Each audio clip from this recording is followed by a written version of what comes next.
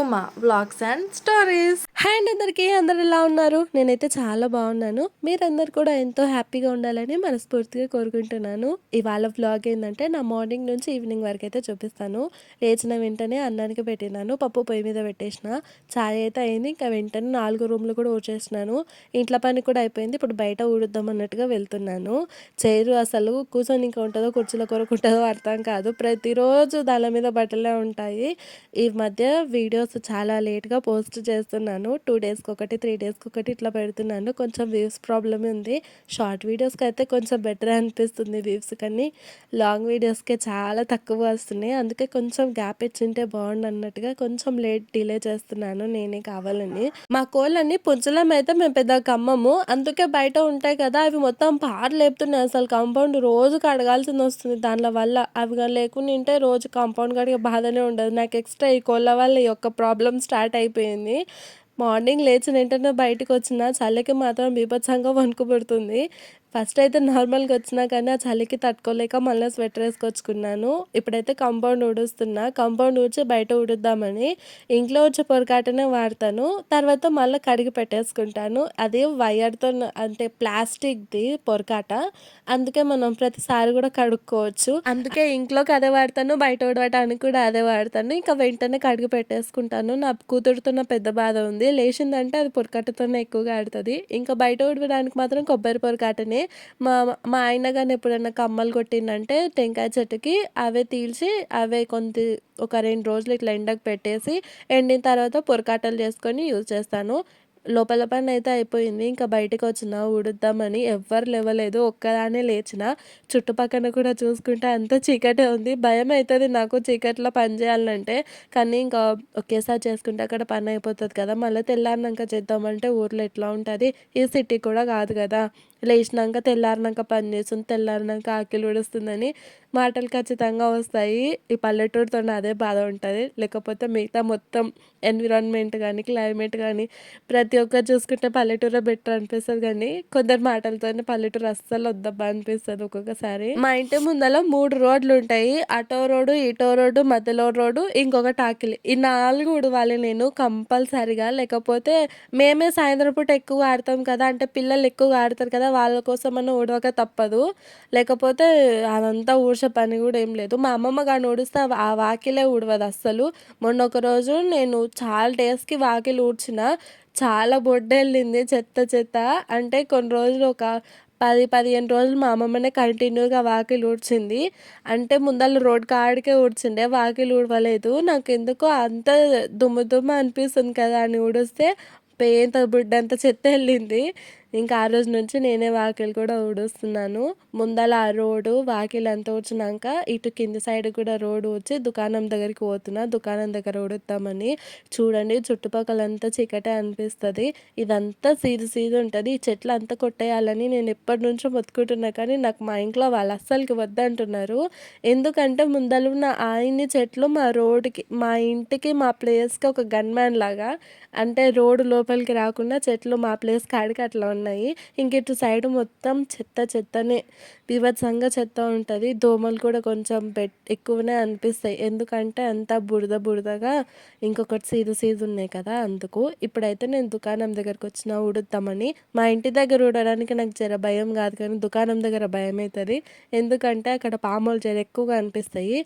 దుకాణం వెనకాల పక్కన మొత్తం చెట్లే ఉంటాయి, పెద్ద పెద్ద చెట్లు. అసలు ఒక్క ఇల్లు కూడా కనిపించదు అటు సైడ్, అందుకే జర భయం అవుతుంది. రీసెంట్గానే 2 పాములు ఒకటేసారి చంపినాము ఈ రాళ్ళకానే దుకాణం దగ్గర, అందుకే జర భయం అవుతుంది. ఫాస్ట్గా ఊడ్చేసి ఇంటికి వెళ్ళిపోతాను. నేను ఇంట్లోకి వచ్చి ఇంకా మా ఆయన వాళ్ళకి టిఫిన్ పెట్టేసిన. మా ఆయనకి లేదనుకుంటా పని, మా తాత కాడికే టిఫిన్ పెట్టేస్తున్నా. నా బుడ్డది లేచేసింది. ఈమె 6 కాకముందుకే లేస్తుంది, ఏదో పని చేసి పెట్టేదానిలాగా. నేను ఇంట్లో పనులు మొత్తం చేసేసిన కదా, ఇంకా దేవుని దీపం పెట్టాలనుకున్నాను. అందుకే అమ్మమ్మకి చెప్పిన, మొత్తం పని బయట అంతా ఊడ్చుకొచ్చినాను, జస్ట్ బండల కాడికి తూడ్చమ్మమ్మ అంటే సరేలే అన్నది. ఇంకా అమ్మమ్మ బండలు తుడుస్తుంటే నేను ఇంట్లో తాతకి టిఫిన్ పెట్టేసి కొన్ని గిన్నెలు ఉంటే అవి తోముకుంటూ ఉన్నాను. అశ్వత్థామ గడు టాయిలెట్ వచ్చి ఆ రోజు జర ఫాస్ట్గా లేచిండు. ఇంకా సగం నిద్ర లేచి ఉంటాడు. వాడు ఒకటే విధంగా టార్చర్ చూపిస్తాడు. మా తాతకి నేను తెల్లవారుజామున లేచి అంత ఉరుకులాడుకుంటా వంట చేసి పెడితే అప్పటికప్పుడు క్యాన్సిల్ అయిపోయిందంట.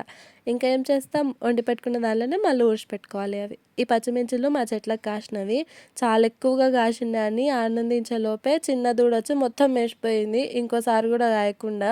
ఈ గాజులు అయితే నాకు భలేగా నచ్చినాయి. మా అమ్మమ్మ గాజులు నేను తీసుకున్నాను డైలీ వేర్కి యూజ్ చేద్దామని. చాలా బాగున్నాయి కదా నా చేతికి రెడ్ కలర్లో. ఇంకా ఫ్రెష్ అప్ అయిపోయి మంచిగా దేవుని పూజ చేసుకున్నాను. చాలా ప్రశాంతంగా ఉంటుంది ఇంట్లో దీపం పెడితే మాత్రము. ఈ పూలు అమ్మమ్మ ఎప్పుడో చాలా రోజులు అయింది తీసుకొచ్చి, 15-20 రోజులు అయింది. అప్పటి నుంచి నేను దేవునికి దీపమే పెట్టలేదు. అందుకే ఈరోజు దేవుని దీపం పెట్టిన కదా అని అన్ని పూలు తీసేసి అంత మంచిగా అలంకరించుకొని మంచిగా పూజ చేసుకున్నాను. చాలా ప్రశాంతంగా అనిపించింది. ఈడ ఏమైందంటే ఇంట్లోకి కోళ్ళు వస్తుంటే అశ్వితను అల్లిపో అని చెప్పినాను. పాప అల్లి అని ఇంకా పోయేది ఊకే పోక వాడు 2 చెప్పులు తీసుకొని పోయి బయట వాడే ఇంకా పోయింది. వాడేమో అశ్విత నా చెప్పులు ఎందుకు తీసుకుపోతున్నావు అని వాడు అడుచుకుంటూ పోతున్నారు.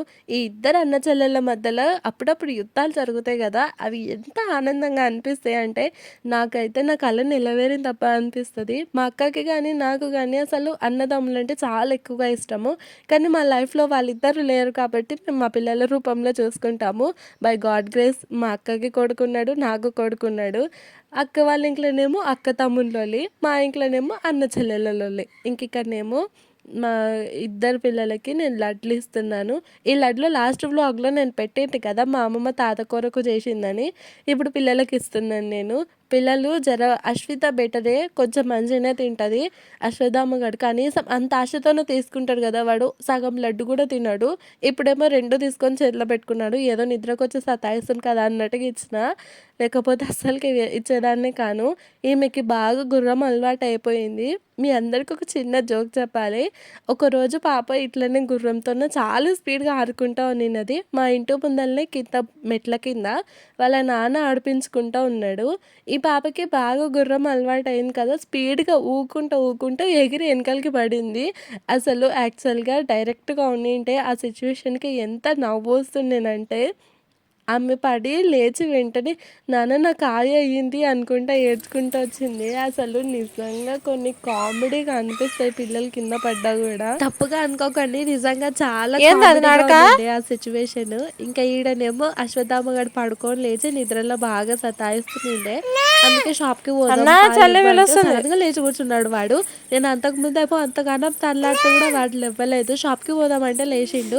వాళ్ళ చెల్లెలు పోయి నాన్నమ్మ దగ్గర పైసలు తీసుకొని వచ్చింది వాళ్ళ అన్నయ్యకి ఇవ్వడానికి. చూడండి ఎంత క్యూట్గా చెప్తుందో.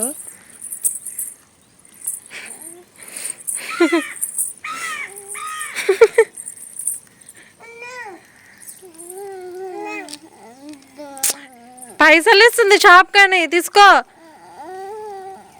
ఇయ్యమ్మా అన్నయ్యకి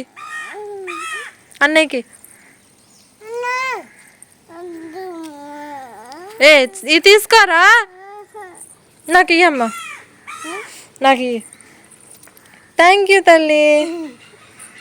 ఎవరిచ్చారు?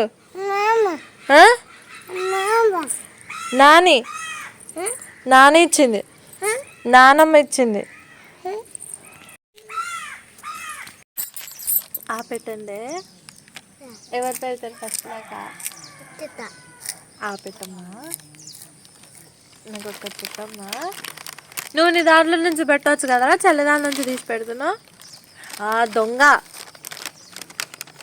పెట్టమ్మా అచ్యుత, పోనీలే పెట్టే, వద్దు. పెట్టమ్మా.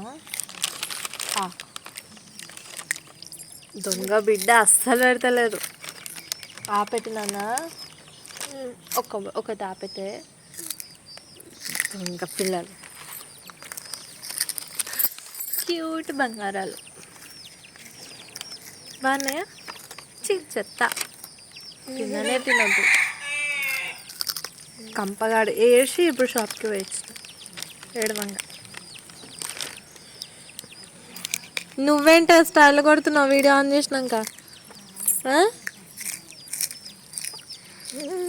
హాయ్ చెప్పచ్చుత, నువ్వు చెప్పచ్చు.